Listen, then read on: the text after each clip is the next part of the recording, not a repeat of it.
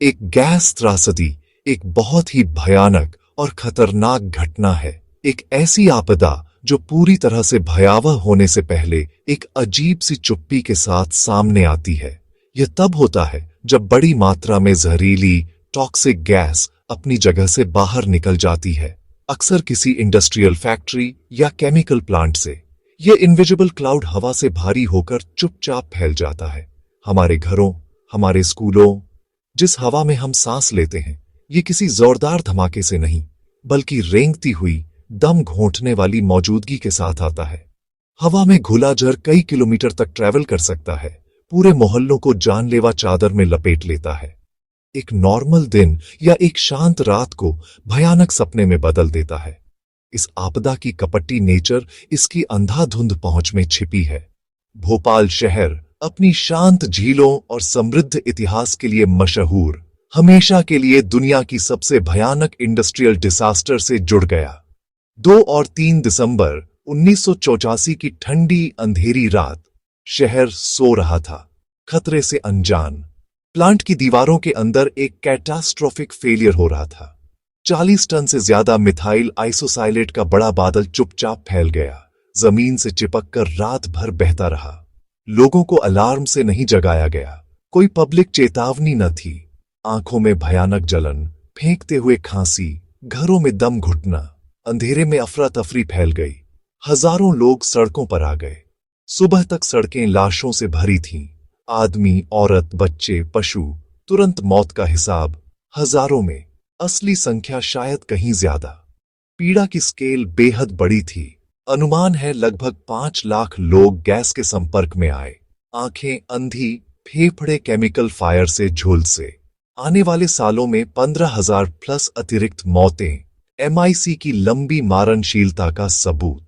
लाखों survivors chronic बीमारियों से जूझे, रेस्पिरेटरी रोग, ब्लाइंडनेस, न्यूरोलॉजिकल डैमेज और बच्चों में जन्मजात विकृतियां। सबसे बड़ा कारण सेफ्टी स्टैंडर्ड्स की pervasive negligence. Critical safety systems non functional, shut down या बहुत इनएडिक्वेट थे। विजुअल एक डायग्राम जैसे, हर लेयर में कमी। यह सब फैसिलिटी के अंदर एक जानी पहचानी रियलिटी थी, एक टिकिंग टाइम बम। डिजाइन और मेंटेनेंस में फेलियर। MIC स्टोरेज को ठंडा रखना जरूरी था, फिर भी रेफ्रिजरेशन महीनों तक बंद रहा। कम खर्च बचाने को जिंदगी दांव पर। टैंक के अंदर टेम्परेचर बढ़ता गया, वोलेटाइल माहौल बन गया। Vent gas scrubber out of service. Flare tower inoperative. Water curtain high pressure से ही खारिज। हर सेफ्टी नेट हटा दी गई या उसमें छेद थे। Overall design inherently flawed. Modern counterparts के मुकाबले बहुत कम सेफ। बल्क MIC स्टोरेज ने रिस्क बढ़ाया, छोटे कंटेनर्स ज्यादा सुरक्षित। इमीडिएट कॉज MIC टैंक में पानी घुस गया। रनअवे एक्सोथर्मिक रिएक्शन शुरू। Under trained workers, unsafe procedures, कम सुपरविजन, कॉम्प्लेक्स केमिस्ट्री की समझ की कमी। सेफ्टी कल्चर गिर गया। स्टाफिंग लेवल्स घट गए। एक्सपीरियंस्ड ऑपरेटर्स रिप्लेस किए गए। ट्रेनिंग छोटी, मैनुअल्स सिर्फ इंग्लिश में। ट्रांसलेशन गैप ने सेफ्टी इंस्ट्रक्शंस खो दिए। चेंजिंग हैजर्ड्स कंडीशंस में इंस्टिंक्ट पर निर्भर ह्यूमन एरर की रेसिपी। गवर्नमेंट ओवरसाइट कमजोर। ऑडिट्स ने रिस्क्स दिखाए पर एनफोर्समेंट इनकंसिस्टेंट। वार्निंग्स पर कोई ठीक ठाक एक्शन नहीं। इम्प्यूनिटी का माहौल। उस रात टेम्परेचर इन्वर्शन ने डेंस MIC क्लाउड को जमीन के पास ही बांध दिया। पब्लिक वार्निंग की कमी के साथ जहर ने अपना नुकसान कंसंट्रेट किया। एक इंडस्ट्रियल एक्सीडेंट से ह्यूमैनिटेरियन कैटास्ट्रोफी बन गई। ये सिर्फ एक्सीडेंट नहीं, जिम्मेदारी की गहरी विफलता थी। जब तरक्की या मुनाफा इंसानी जिंदगी और एनवायरनमेंट पर भारी पड़ जाए, जब लोग टॉक्सिक हवा में सांस लेते हैं, शरीर साथ छोड़ने लगता है।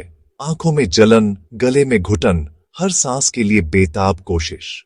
कई लोगों के लिए यह कोशिश उनकी आखिरी होती है। जो बच गए उनके लिए भी त्रासदी खत्म नहीं। पुरानी बीमारियां, परमानेंट डिसेबिलिटीज, जिंदगी भर का दुख। नेचुरल वर्ल्ड पर गहरा घाव। पालतू और जंगली जीव प्रभावित। पेड़ों की हरी भरी कैनोपी सूख गई। पत्ते केमिकल हमले से झुलस गए। जमीन और पानी दोषी हो गए, खेतों की बंजर जमीन, नदियां सालों तक टॉक्सिक, मिट्टी केमिकल भूतों को पकड़े रखती है, हर नई जिंदगी को जहरीला स्पर्श। गैस त्रासदी एक एक्सीडेंट नहीं, मोरल और सिविक ड्यूटी की असफलता है। जब मुनाफा इंसानी जीवन और एनवायरनमेंटल हेल्थ पर भारी पड़ जाए, समाज को खुद से सवाल करना होता है। सतर्कता, देखभाल, नैतिक कर्तव्य, यह दुख में लिखी कहानी है, एक चेतावनी जिसे हमें कभी भूलना नहीं चाहिए।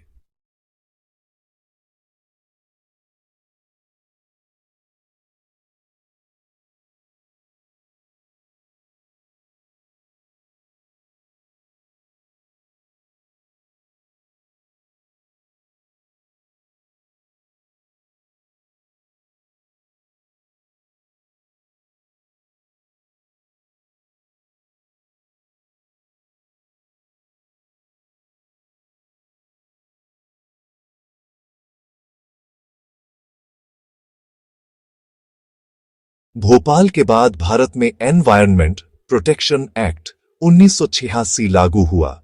केंद्रीय सरकार को सुरक्षा और सुधार के विस्तृत अधिकार मिले। हैजर्ड्स वेस्ट्स और केमिकल्स के मैनेजमेंट के लिए विशेष नियम आए। फैक्ट्रीज एक्ट में संशोधन, वर्कर सेफ्टी पर अधिक जोर। Site appraisal committees, hazards industries को घनी आबादी से दूर रखना। कम्युनिटी राइट टू नो और इमरजेंसी प्रिपेयर्डनेस को केंद्रीय स्थान मिला।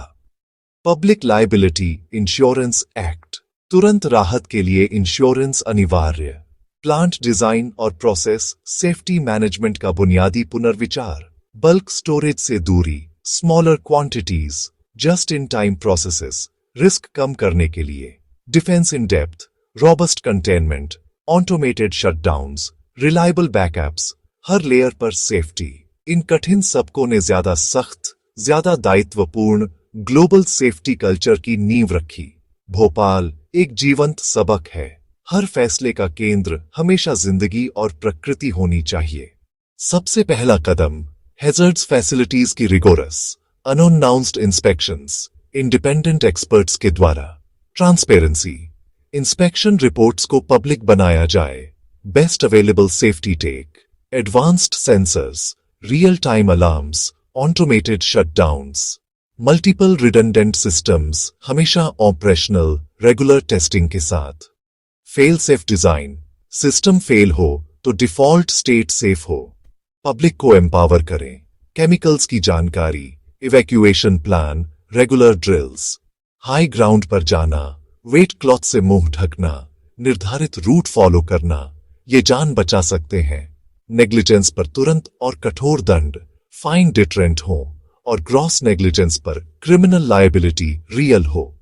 हर गैस त्रासदी आंसुओं में लिखा सबक है। सेफ्टी कोई खर्च नहीं, डीडी जिंदगी है। आओ ऐसा भविष्य बनाएं जहां कोई गैस किसी की सांस न चुरा सके। याद रखें, सतर्क रहें, मिलकर बदलें।